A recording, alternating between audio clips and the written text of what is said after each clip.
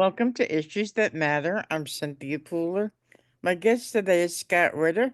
Scott and I are going to talk about two issues, Ukraine and Doge. But before we start talking about those two issues, I'd like to say how disgusted I am with my fellow Democrats and the hate that they have for the administration.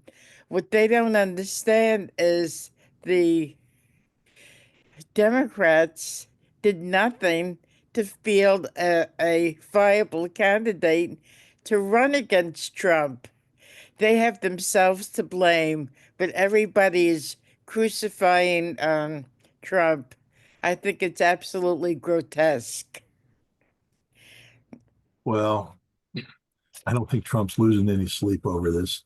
Um, I think what we have to look at is the following realities. Donald Trump, when he was elected in 2016, admits he had no idea how to govern.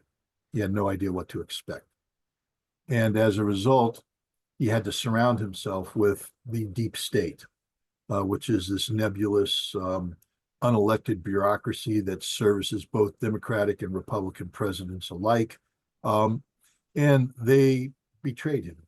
They took control of his policies and things of that nature. And then when he failed to win re-election, the deep state tried to kill him politically, financially, etc. Literally, also. Pardon? Literally, also. Well, somebody took a shot at him. Yeah, we don't know exactly what's going on because the deep state, the FBI, is slow rolling that investigation. Trump is a counterpuncher, and he studied why he failed in his first term, and he knows. He has mapped out the deep state, and he mapped out those who are attacking him. Um, this will probably roll into what we were going to talk about, but Trump, as soon as he became elected, he started to dismantle all of that, destroy it, kill it. So a lot of what you're hearing from the Democrats isn't politically motivated; it's survival motivated because Trump is killing them, strangling them, destroying them because their entire existence is predicated on the parallel existence of the deep state, the military industrial complex, the pharmaceutical complex, this whole incestuous, corrupt concept of Congress allocating money for projects that are funded, but then that money goes straight back into the pockets of Congress indirectly. I don't know how many times we have to find that various institutions and committees and organizations and foundations that receive billions of dollars of aid from the United States are um, populated by the wives and the sons and the daughters of these congressmen. This is how they get rich. And Trump's killing it, finishing it, putting it to death. And they're screaming because this is the end of their time. Um, and so we could be disgusted with them, but we should also recognize that a drowning person will scream very loud before they go under the water. And the Democratic Party right now is drowning. They're dead. They're finished. They're done. They've got nothing. And we'll hear Go them. ahead. We'll hear them scream for a little bit, and then that's it. One other thing, I'm reading Walter Isaacson's book on on Elon Musk, and Elon Musk was not too fond of Donald Trump a while ago. But if Elon Musk had stayed a Democrat and allied himself with the Democrats and they won, and he's doing the stuff that he's doing now under the auspices of the Democrats would think that he's the smartest thing in the world. But see, the problem is the Democrats have never allowed Elon Musk to do what he's doing because what Elon Musk is doing is killing the Democratic Party. Um, and so it. Look, maybe it's time to roll over into Doge. The first of all, the Democrats would never allow a Doge type entity to exist, because the whole way the Democratic Party worked and the Republican Party, the mainstream Republican Party, not MAGA, was they had a system of inspector generals who were supposed to, audit and take care of. But the inspector generals were all on the take. They come from the establishment. You see, anytime you have an official put in who comes from the ranks of the establishment, that official's job is to sustain the establishment. So everybody's saying there, Donald Trump can't do this, can't do that, can't fire all the inspectors. He had no choice. You can't turn to the establishment and say, police yourself. That's like having the most corrupt cop in the world in a police department who's done all the bad stuff. And in the end, you go, yeah, Sergeant Schmuckatelli, you're in charge of the investigation into corruption. And you go, thank you very much, man. Yeah, we got this thing under control. Yeah. No more corruption. Meanwhile, they're corrupt as hell. You can't let the establishment police the establishment. So Trump has killed that, and he's created something totally different. And everybody's going, well, this is different. It has to be different. This is unlike anything that's ever happened before, because it's never happened before. Mm-hmm. Doge is designed to kill the deep state. That's why the deep state is screaming the loudest. Doge is a stroke of genius. It's brilliant, because only through a Doge type effort can we put the wooden stake through the heart of this vampire called the deep state. What do you think of all of the people that are screaming that, about Doge and the fact that all these programs are dismantled and these poor people won't have a lifeline anymore? What do you think about that? Did they have a lifeline previously? I don't And know. here's the other thing too. I mean, you know, I loved when Samantha Power got up there and, we have this packet of peanut paste. This peanut paste is essential for the starving children in Sudan. Without this peanut paste, they weren't going to live. We need to get the peanut paste to them. Okay, that's fine, Samantha. But you weren't delivering peanut paste, were you? You were delivering regime change. The money that you put into Sudan had nothing to do with delivering peanut paste, and you're using peanut paste as a front, as a cover for anything else. Let me put it this way: peanut paste will once again flow to the people who need it.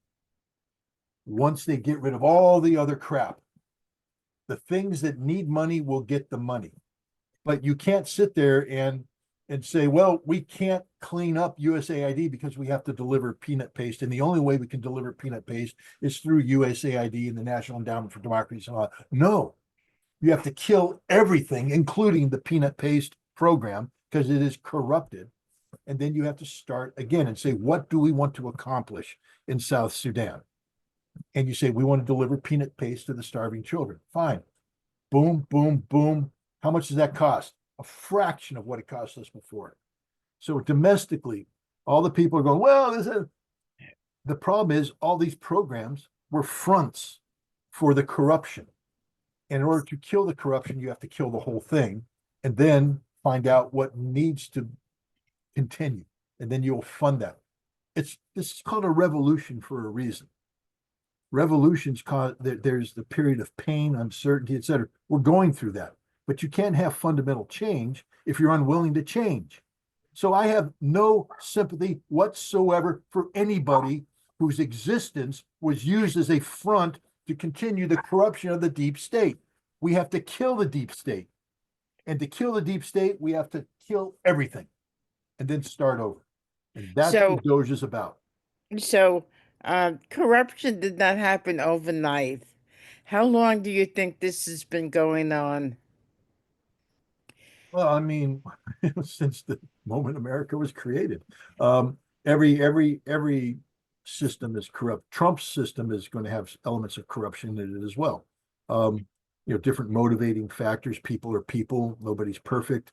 Um, so but this isn't just corruption. This is corruption that's designed to destroy America. because the deep state is the opposite of democracy. The deep state is an unelected blob of corruption that has taken over how we work. When you have Chuck Schumer say, chuckling, the intelligence community has 6 ways from Sunday to screw Donald Trump. What has to happen at that point in time is you have to kill the intelligence community. Mm-hmm. Allow anybody to have 6 ways from Sunday to screw anybody when that's not their official job. And Trump is killing the intelligence community right now. It has to happen. But that was corruption. All this corruption. Where again, what Doge is doing is going in there and pulling out these contracts. And people need to know it's more than just about an amount of money. You have to look at what has happened. How did that money get authorized? You see, there's a committee in Congress that meets, and they have subcommittees that meet. And all these people who get elected to Congress gets allocated to these committees. And those committees become their personal enrichment platform. So they come in and they start meeting with people and they say, okay, we need this money, we need this money. But then they say, well, okay, this isn't about people coming to Congress to do good things. What happens is I got elected, and all the people that I owe votes to come to me and say, we'd like to set up a foundation for supporting, guinea pig, albino breeding techniques. This is very important for American national security. Albino guinea pig breeding techniques, brilliant.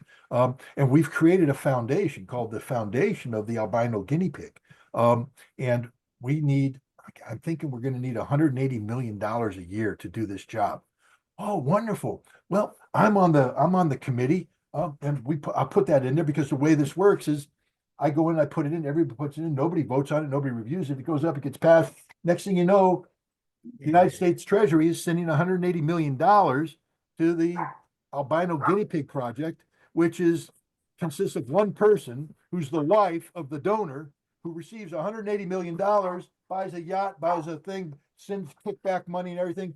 It is corruption. The whole system is corrupt. America is a seething mass of corruption. My dogs are so mad at the corruption that they're speaking out with me. The point is, this is the reality of America. And for the first time, it's being exposed. And people don't want to believe it. They're like, oh, no, no, don't tell me this. No, no, no. It's true. The people you elected to Congress are corrupt. Every single one of them. Mm-hmm. Because you can't get into Congress unless you're willing to pay the game. If you're not if you're not willing to, well, you could pay the game too. If you're not willing to play the game or pay the game, and you sneak in, you get kicked out.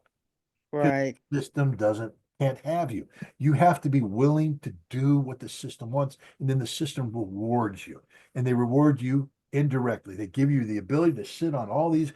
You could literally go to Congress and eliminate 90% of these committees, and America would still live. These committees are vehicles of corruption sustainment. These congressmen and congresswomen who sit down in these committees, all they do is they will wait for the moment when they can put in a bill to get money allocated to stupid projects. Why do we continue to have a hydrogen reserve when we no longer have blimps?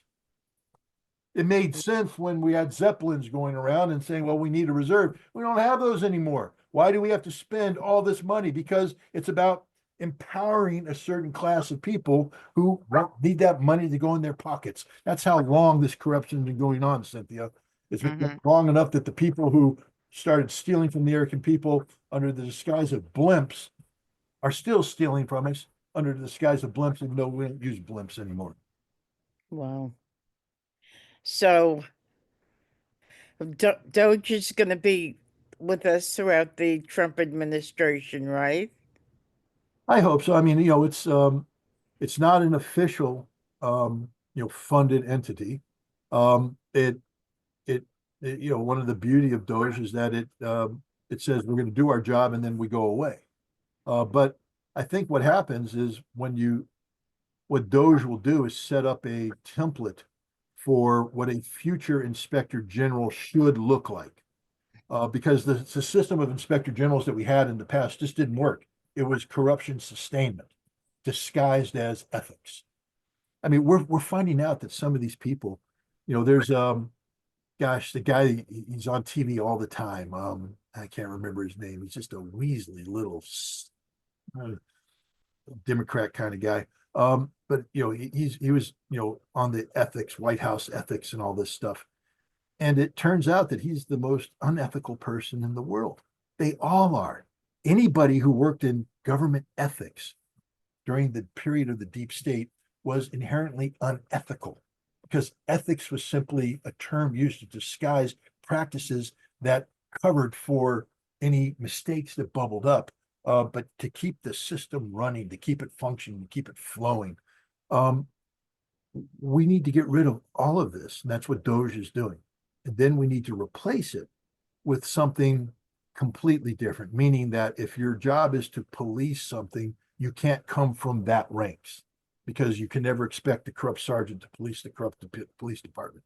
It has to come from something totally different, totally empowered to come in and do what's necessary, no matter who they irritate. Um, that's the beauty of Doge right now, because Doge can go in and do whatever the hell it wants to, and there's nothing anybody can do to stop it. So the commentators on MSNBC, they know the truth, correct? The truth as you're articulating it. Well, of course they do. Want to know why they know the truth? Because they receive money from the establishment. They are corrupt. Rachel Maddow is corrupt. Everybody in MSNBC is corrupt one way or another. They are the establishment. They have received the money, the payouts. They get the contracts. You don't think that Rachel Maddow is such a genius that she could get the multi-million-dollar book publishing contracts with Simon and Schuster and everybody else on her own volition. It's because she sold her soul to the devil. She's now gets an entree into hell where she gets to sell books and all that stuff. She doesn't have to do it the way normal people do, which is, normal publishers that can't go out there and print off 1 million copies knowing that rich donors are going to buy them in bulk so that your book gets put up to be the national bestseller and artificially get people to come out and support it. No, no, no. Most people like me get a publisher that'll run 1,000 copies, and then you work really hard to sell those 1,000 copies. And if you can sell those 1,000 copies, they'll print 500 more. And you have to work hard to sell this, to push that product. I don't have rich donors coming in and say, yeah, let's just run off 100,000. I'm going to buy them, put them in a warehouse and shred them. But now they go down as purchased. So it goes to the sales.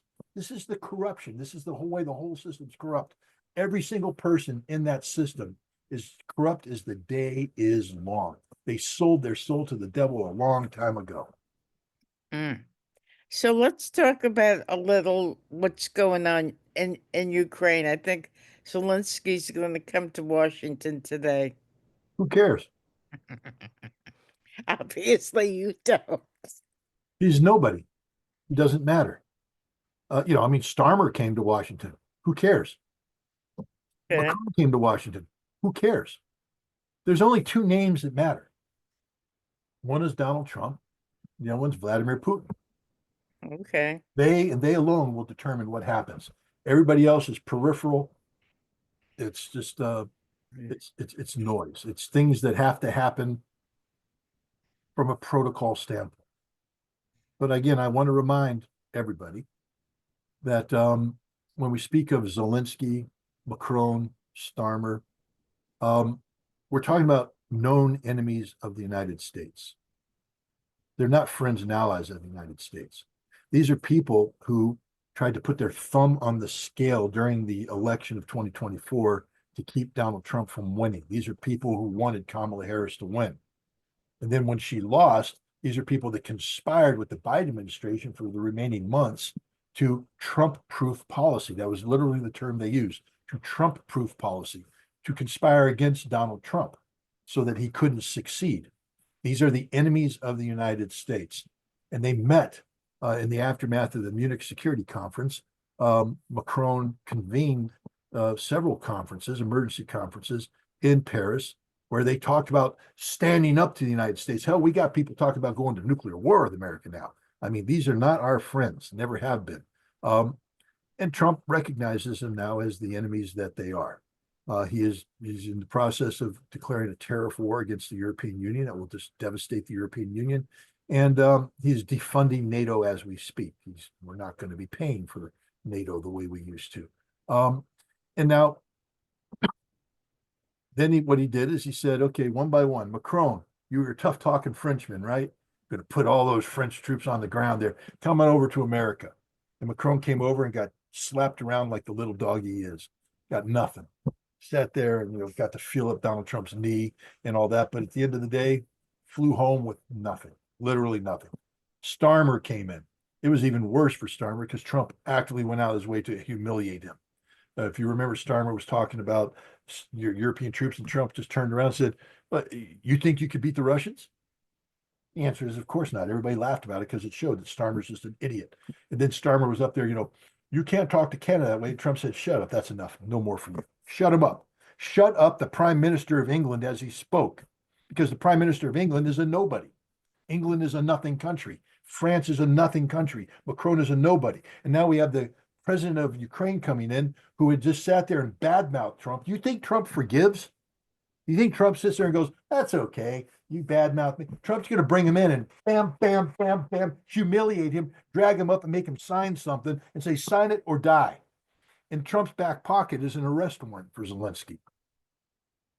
Oh, really? Yeah, Zelensky has been accused of conspiring to playing a conspiratorial role in the death of an American journalist, Gonzalo Lira. Okay. What do you think about the mineral situation? It's whatever Donald Trump wants it to be. Ukraine doesn't have a vote. Okay. I think the mineral situation is a stroke of fundamental genius on the part of Donald Trump. You see, Europe and everybody was talking about security guarantees. Everybody agreed. Even Russia talks about security guarantees. But what is a security guarantee? The traditional thing is that you have troops on the ground. But Trump has said there will be no troops on the ground.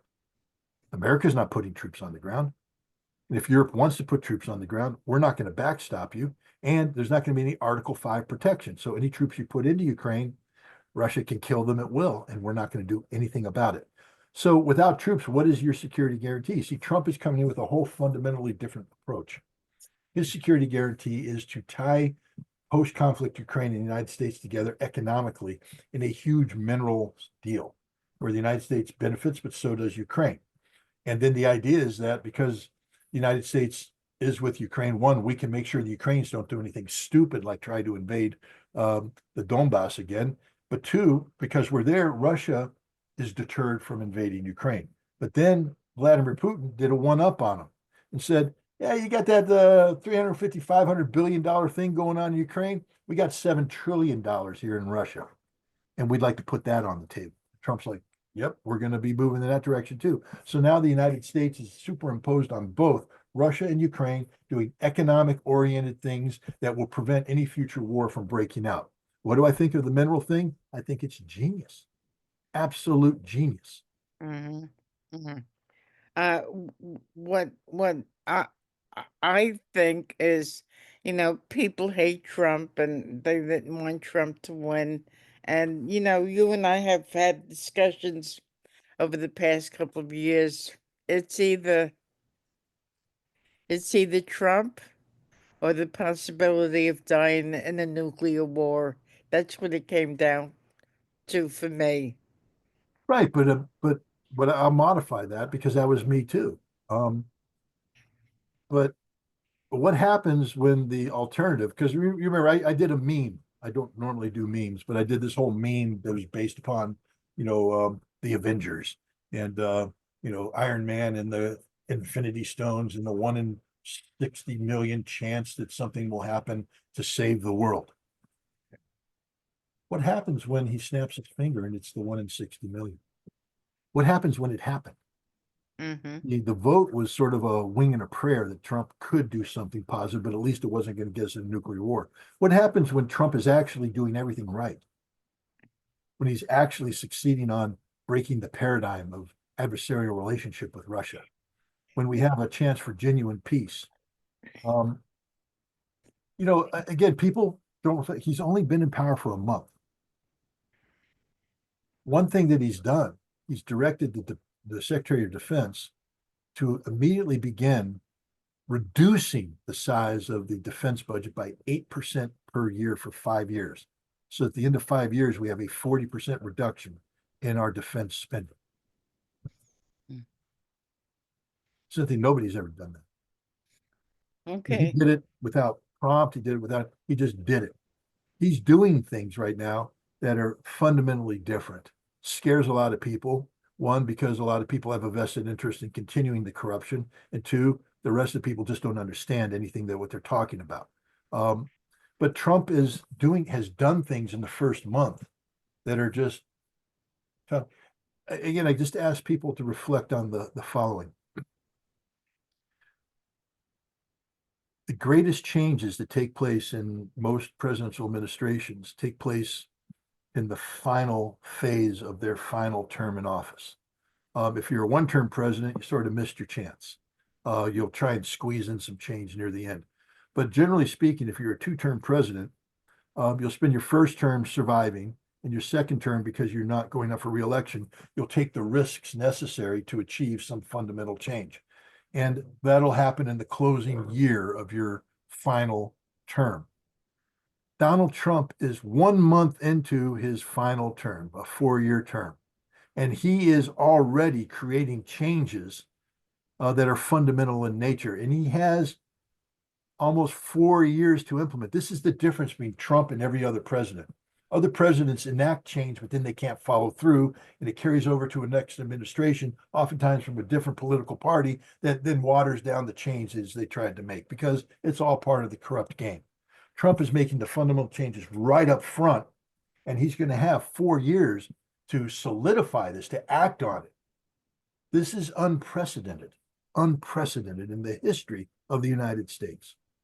One of the things that Jimmy Dore has mentioned was, since the Democrats were so weak, why did they, with the deep state, I believe, why did they allow Donald Trump to win a second term? Because Donald Trump is smarter than them all.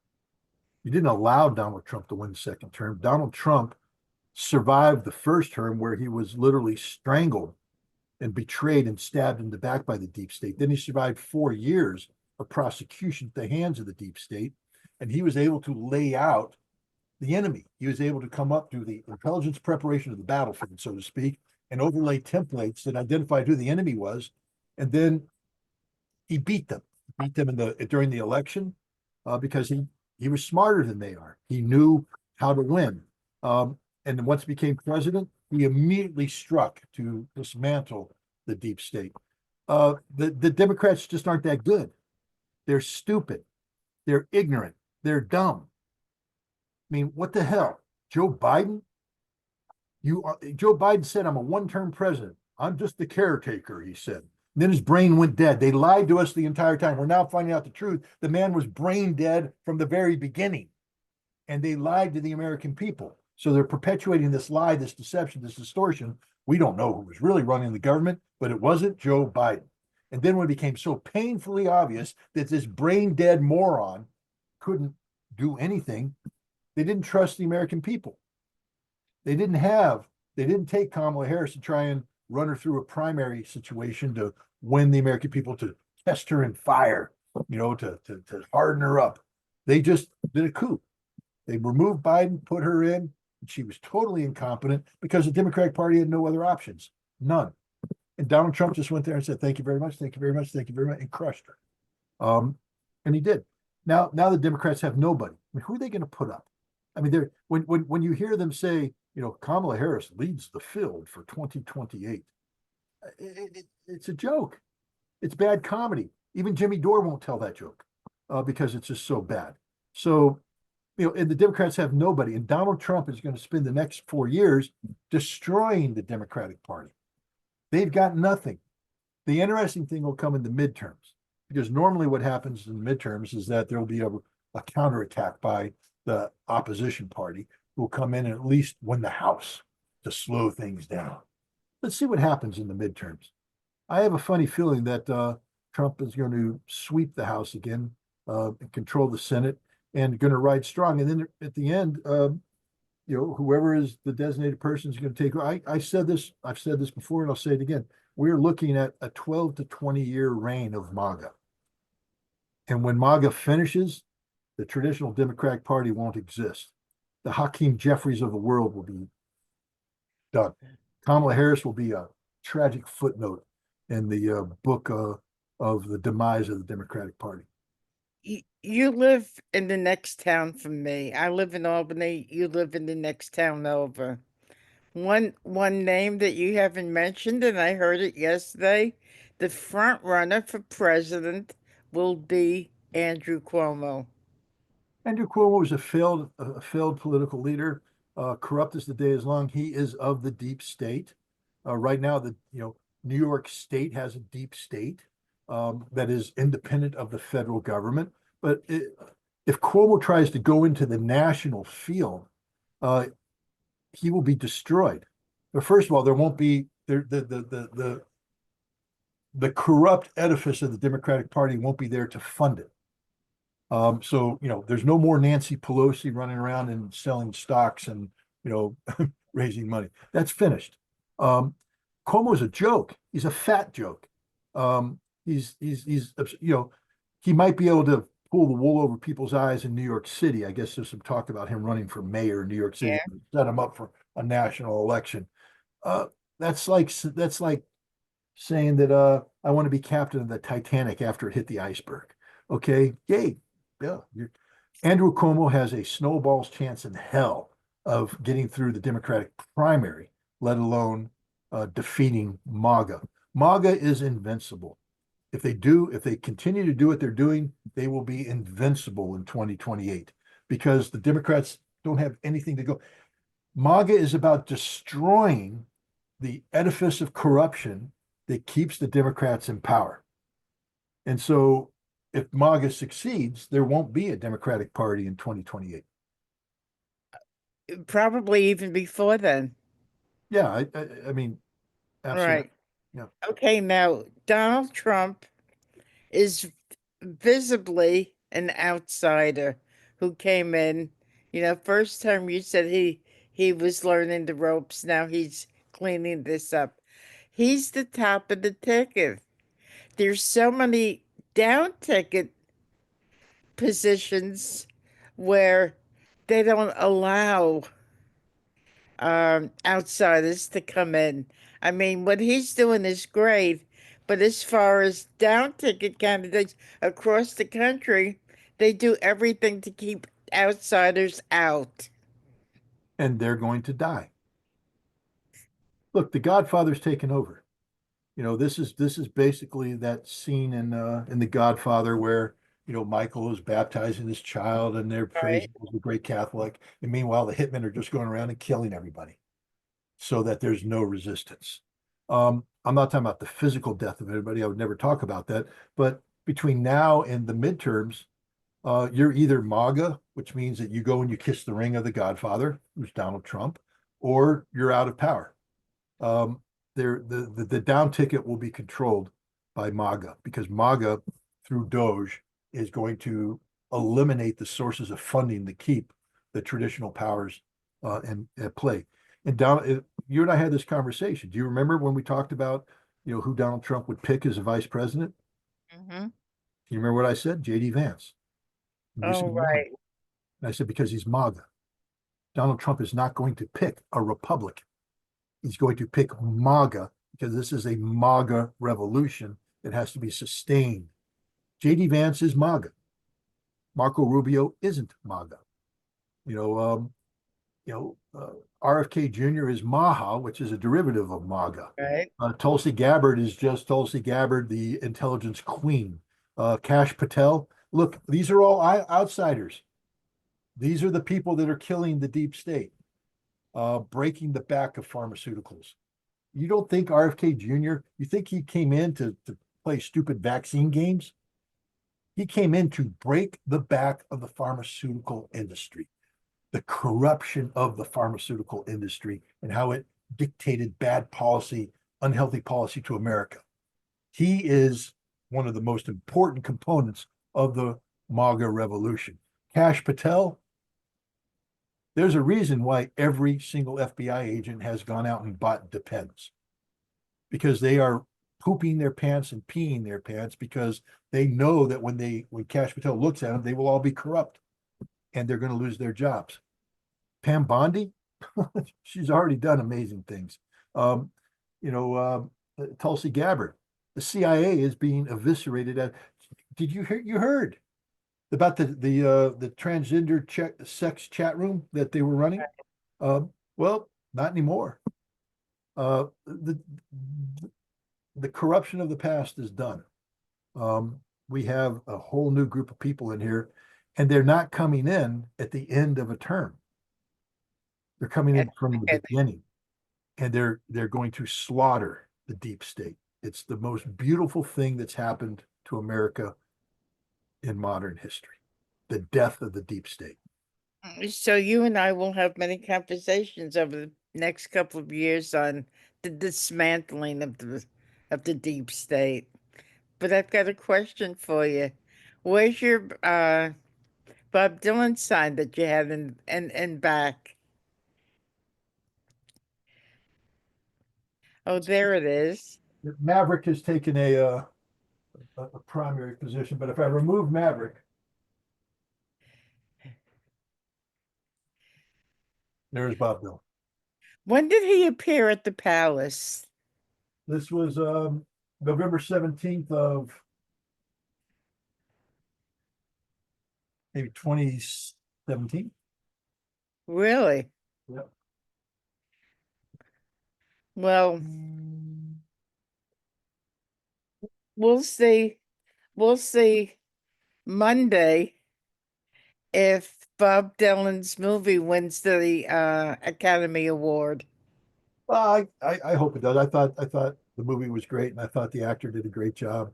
I don't know if the problem is most Americans aren't familiar with the story, so they don't understand the backstory. And and it was like one of my favorite movies is Once Upon a Time in Hollywood. I just love that movie. I love everything about that movie. Um, and I took my daughter and her husband to see that movie, um, Patricia and her husband Calvin. And when the movie ended, uh, Patty was crying, sobbing, happiest ending she ever thought, because she knew the story of the Manson murders, and she knew that the Tate character was going to die. And the fact that she didn't die at the end, she's calling up and she's talking and she's alive. Patty's just sobbing her eyes out because she had been set up to believe that the murders were going to take place. And she's crying and crying and crying. And Calvin, her husband, is sitting there going, I don't understand, because he didn't know about the Manson murders. So without knowing that, none of the movie made sense to him. Things are happening early on. They're building up the suspense and all this. And to him, it's just like, okay, I don't know why they're doing this. I don't understand this. I don't. And at the end, it made no sense. And I feel that that's the way with this Bob Dylan movie, because if you don't understand the drama of the Newport Folk Festival and and what it meant for Bob Dylan to go electric, and how that was received. If you don't understand the underlying drama of that, if you didn't know that that took place, then nothing that happens in the beginning makes sense. But if you know that, which I did, the whole movie has tension. There's a tension in the movie that's there, and I think they did a brilliant job of setting it up. Um, but it's one of those movies that I think the actor who played Bob Dylan gets kudos. There was an interesting clip on the internet that did a side by side comparison of him playing uh, you know playing Bob Dylan and Bob Dylan. See? And he literally does a great job. It's like if you remember the actor that played Freddie Mercury, um, and he got an Academy Award because he did such a great job of being Freddie Mercury. This guy does a really good job of being Bob Dylan. And Mhm. again, but I'm prejudiced because I like Bob Dylan and I like the music. So maybe there's some blind spots. Maybe there's some things about the movie that aren't that great that I'm not picking up on because I come in, front loaded into loving this movie to death. But we'll see what happens. The Academy Awards have become, like almost everything else, a politicized platform. And again, Jim Carrey, you familiar with Jim Carrey, the actor? He Mhm. did a skit. He was nominated for his role in the Truman Show or whatever, and he didn't get it. And it was funny because he came up to give a speech afterward. He had to do something, present an award. But he said, maybe. See, I thought if I just voted for myself, that it'd be a shoo-in to get the award. Wow. But I realized I had to go around and meet people and talk to people and do this and do that. It's all politics, all politics. It doesn't mean that the people that win it don't deserve it. It's just that it isn't necessarily a vote on what's best. It's a vote on who presented themselves the best to the Academy, who sucked up to the Academy, and also the times. The Academy is very political. So which movie captures the woke spirit of the month, for things of that nature. It's become very political. But I enjoyed the movie greatly. I really did. I liked it. So, you and I will be talking in the future. What's on the agenda for Scott Ritter? The Scott Ritter agenda. Um, well, there's the Scott Ritter who has a passport, and then Good. there's the Scott Ritter who doesn't have a passport. What do you mean? Well, I don't have my passport yet. So if I have when I get my passport, opportunities arise. For instance, in January of 2024, when I was in Russia, I visited Crimea and I spoke with the governor of Crimea and I spoke with a senior member of the Russian Ministry of Foreign Affairs. And when I came back, based upon that conversation, I did up a plan to have a Yalta 2.0, the 80th anniversary of the Yalta Conference. And I envisioned a conference based upon international law and talking about the need for reconciliation, post-conflict reconciliation. The Russians loved it. Everybody in the United States, oh, you're getting too far ahead of yourself. I said, Donald Trump's going to win the election. When he wins, he's going to make peace with Russia. Then we can talk about reconciliation. No, no, no, no, no. Well, the Russians ran with it. And I was supposed to go over there and work with them on this, but then they took my passport, so I couldn't. But I've been invited to go to Crimea to deliver an address at this conference on reconciliation. It's a big deal. It's a very big deal. But this is at the end of March. And if I don't have my passport, I don't get to go. So, it's things of that nature. But in the meantime, you know me, I'm not going to sit by idly. Last December, we had a panel at the National Press Club on the dangers of nuclear war.